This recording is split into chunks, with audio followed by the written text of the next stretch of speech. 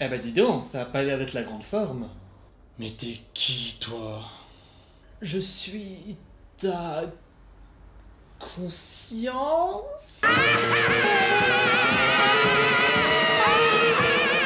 Et je peux savoir ce que tu fous là? Eh bien, je suis venu pour te remonter le moral et pour te demander pourquoi tu... Oh. Pardon.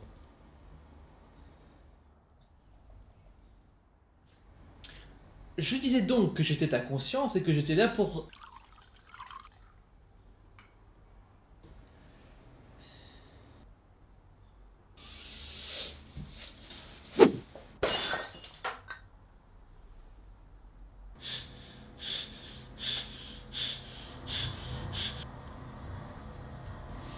Voilà qui est mieux. Il va vraiment falloir que tu diminues ta consommation d'alcool ou sinon tu vas finir par... Bon allez, fais pas de manière, raconte-moi, merde. Ok. Et arrête de boire, hein, sinon je te colle une.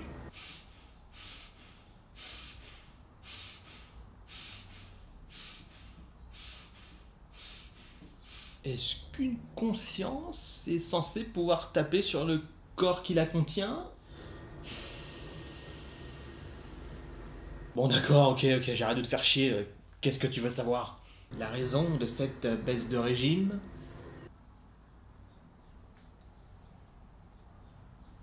Pacific Rim Uprising. Hein? Pacific Rim Uprising, putain!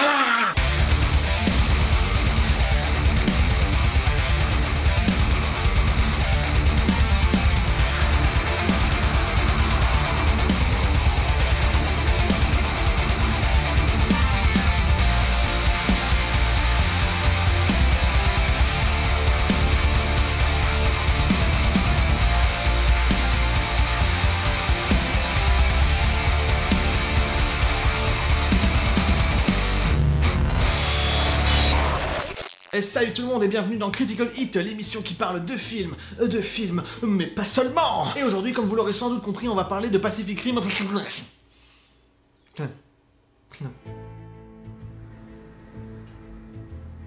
qui tu parles là? Bah, aux spectateurs. Hein? Oui, aux viewers. Regarde, fais coucou. Ah, Pacific Rim, une petite perle parmi les sempiternels blockbusters imbouffables habituels. Un film d'action hommage à l'animation japonaise, aux kaiju et autres grosses bastons de robots géants, et ambitieux avec ça. Un film génial, qui figure parmi mes préférés, et qui méritait, après son succès en mi-teinte, une bonne suite que tous les fans du film attendaient. Laisse-moi deviner, c'est pourri? Oui. Ah. Soyons clairs, je suis archi fan de Pacific Rim. D'ordinaire, j'apprécie énormément les films d'action. J'ai même une petite et tendre place entièrement dédiée à Fast and Furious dans mon cœur. RP7 Vin Diesel samplon 98. C'est de la merde cette blague. Ta gueule. Et voilà qu'arrive un film sorti de nulle part, façonné par un Del Toro d'ordinaire habitué à des trucs plus intimistes. Vous n'arriverez plus à me faire dire que c'était une bonne idée de finalement donner les rênes à Peter Jackson pour le Hobbit. Le film emprunte au monde de l'animé japonais des personnages charismatiques, de l'action dantesque et captée avec génie, une aura noble et très cosmopolite, tout en servant ça avec une histoire pas piquée des hannetons, simple mais efficace, tout en gardant une bonne dose de réalisme. Réalisme, un film avec des robots et des monstres aliens gros comme des immeubles? Chut. L'enjeu est universel, fort, il s'agit de sauver le monde face à une menace implacable, avec des personnages adultes, intéressants et surtout servis par un casting brillant. Charlie Hunnam. Gros PD, va. La patte de Del Toro est très présente, autant visuellement que dans l'écriture, maîtrisant le tout. Les contrastes sont assez forts, les lumières sont colorées, on est dans un monde à la croisée entre le cyberpunk et l'aspect rouillé du steampunk pour le Shutterdome. Et les interactions entre les personnages sont importantes. Il ira jusqu'à penser à instaurer le concept du drift, la dérive, une fusion mentale entre deux êtres pour permettre la conduite des robots géants, donnant à cet acte une fonction et une profondeur toute particulière, prouvant que c'est ensemble, avec l'autre, qu'on peut déplacer des montagnes.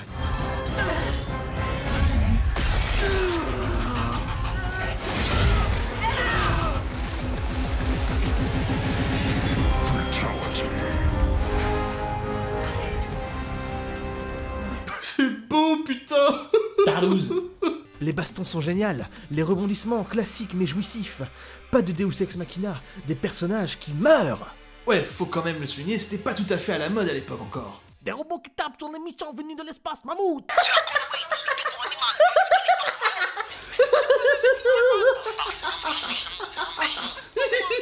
Des rebondissements plutôt cool, des personnages secondaires importants et pas jetables, un design sonore excellent, et ça vaut mieux vu que le film c'est quand même un peu des... C'est aussi quelques idées poétiques, métaphoriques, comme la chaussure de Mako, le côté un peu romantique et sexuel lié à la dérive, etc. On sent une vraie passion dans ce film, qui est un vrai tour de force et aussi un véritable bug dans la matrice. Et après ça, on ne peut s'attendre qu'à une suite qui va péter du feu de Dieu. Today we are canceling the apocalypse. Et non, c'est ça. C'est ça. T'as bien compris. Bah alors, qu'est-ce qui a bien pu mal tourner? D'après ce que tu m'as dit du prédécesseur, rien n'aurait pu prédire un tel naufrage qui... Oh, pardon, mais je oubliais. D'accord, j'arrête. Mais au fait, comment c'est possible que la bouteille est... Del Toro. Pardon? C'est pas Del Toro qui l'a réalisé. Oh. Mais c'est pas lui qui l'a produit? Pacific Rim Uprising, suite tant attendue de Pacific Rim premier du nom, annoncée alors même que la première itération de la saga n'était pas encore sortie, arrive le 21 mars 2018 au cinéma avec la très lourde tâche de succéder au monstrueux. C'est un jeu de mots. Quoi? Un jeu de mots. Hein? Au monstrueux succès de son Popa. Il fallait faire mieux, ou aussi bien avec le casting, le jeu d'acteurs, l'ambiance générale, la maestria visuelle et technique, le scénario, les enjeux, le rythme, le son, la musique. Et aucun de ces aspects du film n'a été satisfaisant. Aucun. Ah ouais, ça pue quoi. Commençons par l'histoire. Pourquoi tu rigoles comme ça?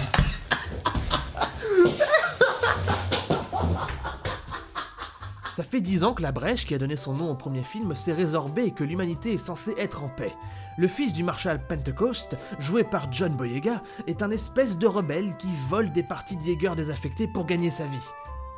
Il finit par se faire rechoper par l'armée mondiale ou je sais quoi, et entraîné de force par Mako, devenu secrétaire général de... On sait pas trop quoi. Dans un nouveau Chatterdome pour qu'il accomplisse son destin, celui de devenir le digne héritier de son papa, un ranger, conducteur de Jaeger. Suite à cela, lors de commémorations exceptionnelles ayant lieu à Sydney pour la signature d'accords permettant à une riche entreprise chinoise de lancer la production et la mise en service d'une armée de Jaeger drones censés être plus performants que les Jaeger conduits par des humains et moins contraignants, un Jaeger inconnu arrive et fout le bordel, faisant s'écraser l'hélicoptère de Mako qui meurt sur le coup avant de s'enfuir mystérieusement. D'où sort ce vilain Jaeger pas beau? Qui l'a construit? Et surtout, qui le conduisait? C'est à ces questions que le film va tenter de répondre. Et il se foire à faire ça aussi? Non, il y arrive. Ah! Bah c'est cool en fait! Non. Tenez-vous bien les enfants parce qu'on va commencer à être chatouilleux, limite méchant. Et on va commencer par le plus gros problème de ce film. Le non-respect total du premier, de la logique et de l'art du cinéma en lui-même. Attaquons-nous à l'agneau le plus gros, mais aussi le plus faible. Les incohérences. Oh! Quoi? C'est pas un peu facile ça? Non. Pourtant, c'est pas toi qui disais qu'il fallait pas taper sur les films dans l'épisode sans savoir vite parce que ça pouvait arriver les incohérences. Non. Ta gueule. Mais j'ai rien dit! Commençons par tirer à coups de lance-roquettes sur l'ambulance. Et voici la liste des disparus après la fin de Pacific Rim premier du nom.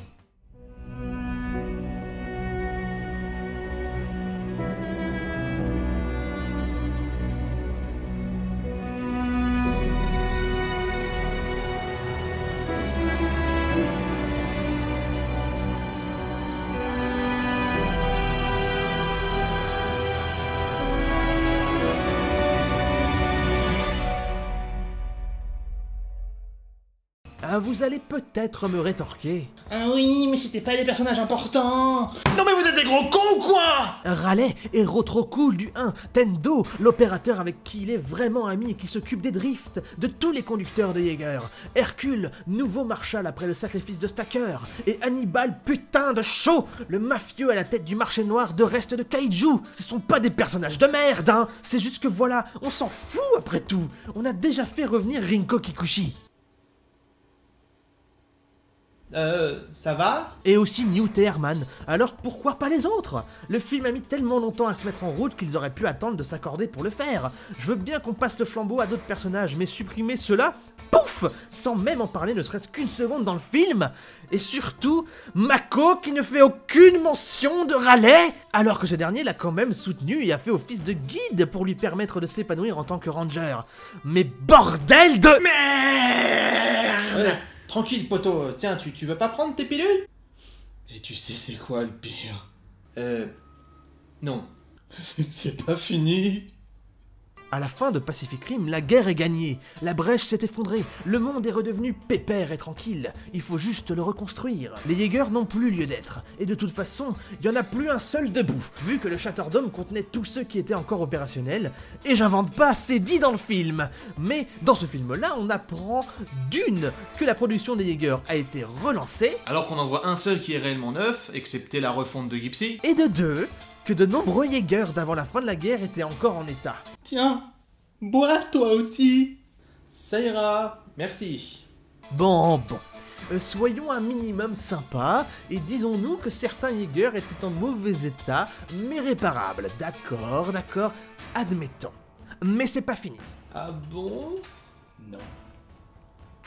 Il y a un réel paradoxe dans le film. En 10 ans, alors que l'argent coulait à flot pour continuer à former des pilotes de Jaeger et pour en construire de nouveaux, alors que la menace avait disparu, j'invente rien, soulignons-le quand même, la technologie a fait un bond sidérant dans tout le reste.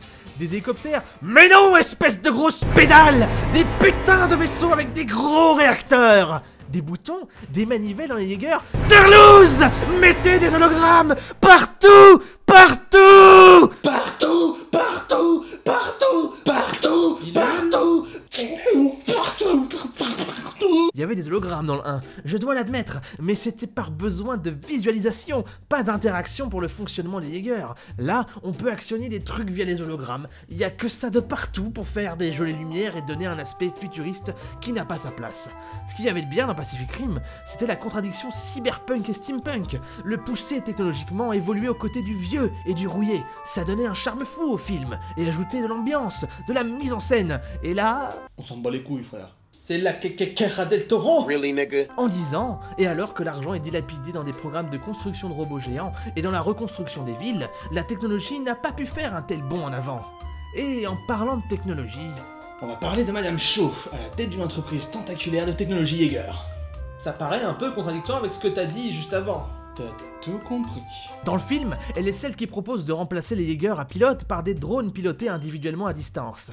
Et quand elle arrive à avoir l'amont de la part des dirigeants, elle te fait péter une armée de Jaeger de tu sais pas où, financée on ne sait comment, à la pointe de la technologie. Jamais elle n'aurait pu le faire dans cette économie d'après-guerre et de reconstruction, et surtout alors que la paix était revenue et que défendre la Terre n'était plus la priorité maximale. Maintenant vas-y, essaie de regarder le film en gardant ça à l'esprit.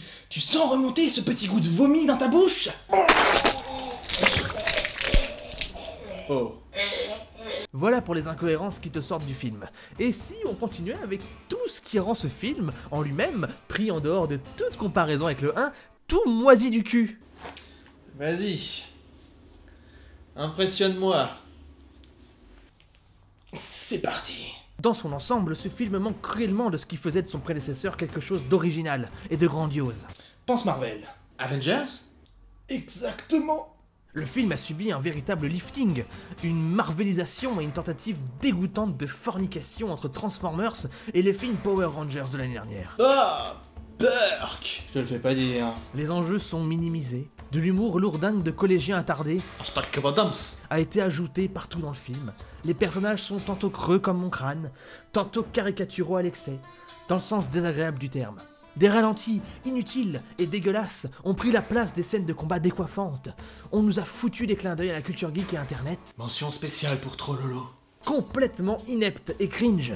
La musique n'a aucune personnalité et il n'y a qu'une seule reprise du thème principal. En plus, toute dégueulasse en mode musique de commande. Bref, un authentique produit Marvel bas de gamme et bas de plafond, démontrant l'envie profonde de surfer sur une vague qui est pourtant déjà asséchée depuis presque 6 ans. Et le coup de grâce, comme si c'était pas assez. Ils ont fait faire reconstruire Gypsy. Ah, mais ça c'est cool! Non. Devine comment ils l'ont renommé. Joker? Gypsy Avenger. Et parce qu'un malheur n'arrive jamais seul, mais toujours accompagné de toute sa bande de loupards, aucun parti pris cinématographique du réal, excepté les ralentis que j'ai déjà évoqués, Et quoi? Des plans serrés. Serrés? Très serrés. Oh mon dieu, mais c'est sérieux? Un plan serré est très intéressant, mais serré au point que ça devienne gênant et où le haut de la tête et le menton sont mangés, mais non! Et en plus, le plus souvent, c'est devant des putains de fonds verts! C'est juste dégueulasse! Visuellement, mais merde! Ah, bon, après, pourquoi pas? Oui, bon, ok, c'est loin d'être le plus grave. Mais il nous reste à sonner le coup de grâce. Quoi? Parce que c'est pas fini? Non. Il nous reste à dénoncer l'ultime foutage de gueule. L'horreur incarnée. Oh non! La pire incohérence que j'ai vue de ma vie! Encore une incohérence? Mais t'en as déjà raconté plein, les gens vont finir par se... Relax! Le film nous apporte une certaine compréhension supplémentaire du pourquoi et du comment les précurseurs Oui, ils leur ont donné ce nom-là, allez pas chercher pourquoi, même moi j'ai pas trouvé. ont cherché à venir sur Terre, en voyant les kaijus massacrer des gens et détruire des villes. Ce qui n'est pas une mauvaise idée, même si les raisons évoquées dans le 1 sont largement suffisantes. Souvenez-vous, Newt explique qu'ils sont déjà venus pour s'incruster sur notre planète à l'époque des dinosaures, mais l'atmosphère n'était pas encore à leur convenance. Alors, ils sont revenus après que nous, humains, l'ayons pollué et presque terraformé pour eux, afin qu'ils y trouvent des conditions de vie compatibles avec les leurs. Pas besoin d'en dire plus, ça peut suffire. Les kaijus étaient comme l'avant-garde, les éclaireurs. Et comme le dit Newt, le gros de l'attaque était à venir. Mais là, dans Uprising, ils ont inventé un truc nouveau, un truc inattendu, un truc que, sur le moment, car évidemment il tourne autour du pot durant 3 heures, tu te dis que ça va être énorme. Mais ensuite, il te chie une raison. À ce point, totalement. Vous vous souvenez de toutes les attaques de kaiju évoquées dans le 1 ? Sydney, Manille, Chicago, la Russie, Hong Kong, etc. Eh bien, ils ont été inventés qu'en réalité, toutes ces attaques n'en étaient pas et que le but des kaiju, c'était d'atteindre le mont Fuji. Mort de lol. Le but des kaiju était d'atteindre le mont Fuji, qui est un volcan dont les roches précieuses pourraient créer une réaction en chaîne, avec le sang de kaiju pour faire s'embraser toute la ceinture de feu dans le Pacifique, et ainsi finir la terraformation. Bon, on va passer sur le fait que c'est plus détruire tout l'intérêt de la planète et la rendre inhabitable que la terraformer, vu que rien de rien, pas même les précurseurs ne pourraient s'y installer et y vivre après coup, mais réfléchissez 2 secondes au truc. On est d'accord, la faille de Pacific Rim, comme son nom l'indique, est dans l'océan Pacifique. Jusque-là, je pense que tu suis.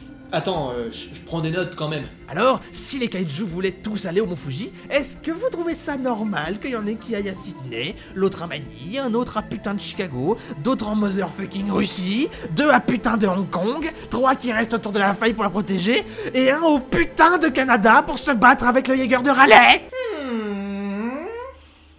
Je vois que tu es sceptique. Je crois que je suis en arrêt cérébral. C'est tout à fait normal face à ce stade de décrépitude intellectuelle. Les villes et endroits en question étaient simplement sur leur route, jusqu'au mont Fuji. Excusez-moi, messieurs les scénaristes, monsieur le réalisateur et messieurs les producteurs, mais...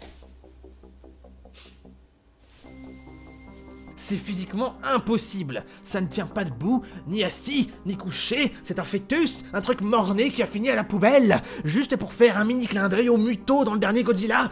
Merci infiniment pour ces films de merde et pour avoir gâché le potentiel exceptionnel d'une licence.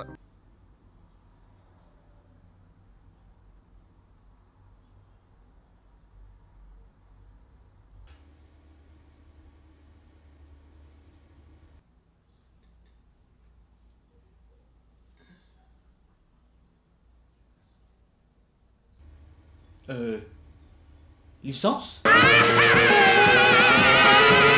Quoi? Il y a une scène post-écran de fin. Ah oui? Un truc de merde, une espèce de redite de ce qui a été dit à la fin d'Independence Day Resurgence. Ah oui? John Boyega dit, en s'adressant aux aliens, la prochaine fois, c'est nous qui venons vous botter le cul chez vous.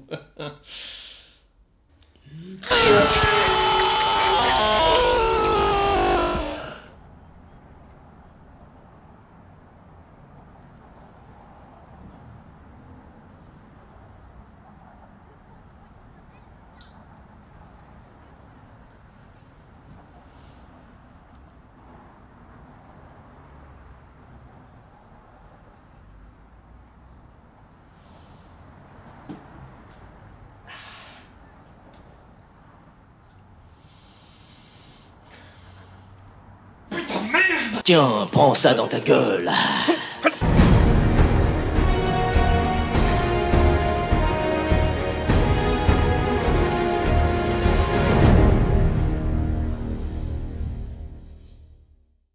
Et voilà, c'est ainsi que se termine cette vidéo. J'aurais mis quand même un sacré paquet de temps à faire. Deux Critical Hit tout à fait normales, même si numérotée, eh ben, elle est passée à quelque chose d'un peu différent, une espèce de rétrospective en tout cas sur la saga en entier. C'était mi-humoriste, mi-critique.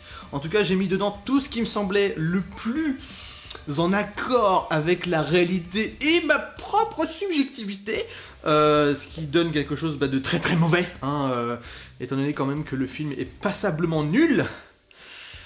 Ouais, enfin je sais pas, ça ressemble strictement à rien, on a l'impression qu'ils ont essayé de faire un monstre de Frankenstein avec des bouts de bébés morts.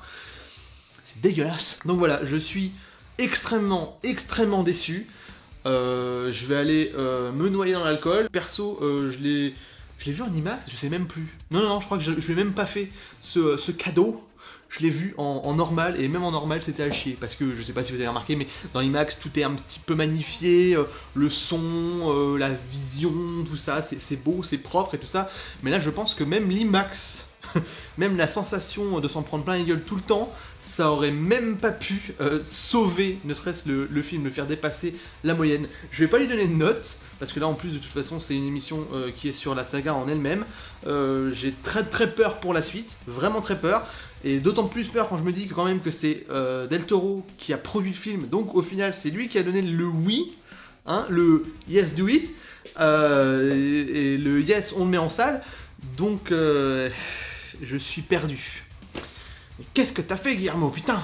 Donc voilà, c'en est terminé, je vous fais des bisous, et on se retrouve très prochainement pour encore un truc un peu ambitieux. Là pour le coup, je sais pas si vous avez remarqué, mais c'est vrai que ça sort clairement de ce que je fais d'habitude. Je voulais vraiment sortir des sentiers battus, je voulais faire quelque chose de très différent. Donc voilà, c'est un petit dialogue comme ça, avec un peu d'humour, j'espère que ça vous fera rigoler, parce que moi quand je me réalisais ça me faisait rire en fait, donc voilà.